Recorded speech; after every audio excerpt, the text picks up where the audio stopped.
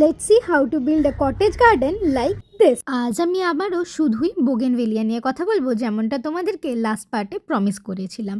তো তোমাদেরকে আমি পার্ট 3তে দেখিয়েছিলাম আমার বোগেনভেলিয়া কাটাই ছাটাই করে কিভাবে আমি ঘরে নিজেই বানানো মিক্স খাবার বানিয়ে বোগেনভেলিয়াদেরকে দিয়েছিলাম। তার 2 থেকে আড়াই সপ্তাহের মধ্যেই গাছে কুড়ি এসে ভরে গেছে। আর এখানে আমি আজকে তোমাদেরকে কিছু গাছ দেখাবো যেখানে পুরোভাবে ফুল ফুটে গেছে। এটাই দেখতে পাচ্ছ, যেটা এখন স্ক্রিনে দেখছো, ওটা হচ্ছে ইন্ডিয়ান চিত্রা। তারপরে এই সাদা বোগেনভেলিয়া, এটা হচ্ছে একদম আমাদের দেশি শুভ্রা। তো খুবই সুন্দর এবং গাছ ভরে ফুল হয়। দেশি ফুলগুলোর এটাই একটা প্লাস পয়েন্ট যে তোমাকে খুব কম খাটনির মধ্যেই এই আমাদের আবহাওয়াতেই ভরে ভরে গাছে কিন্তু ফুল দেবে। এখানে দেখো, এখন যেটা দেখছো এই অপূর্ব সাদার সাথে একটা কমলা আর হলুদের মিশ্রণের কালার, এইটা কিন্তু গোল্ডেন সানশাইন।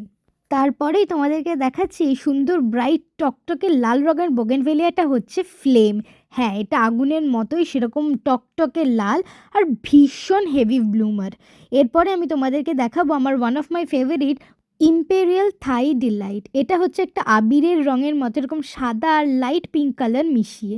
এরপরে তোমাদেরকে দেখাচ্ছি, এটার আমি আইডি কনফার্ম নয়, তবে অনেকে দেখে এটাকে বলেছে অরেঞ্জ কিং। তো এটা খুবই সুন্দর একটা অরেঞ্জ কালার এবং ভীষণ হেভি ব্লুমার। আমি একটা লোকাল দোকান থেকে এটা কিনেছিলাম। তখন আমি আইডির ব্যাপারে অত কিছু জানতাম না, পরে জেনেছি এবং আমার কাছে প্রচুর আইডি আছে।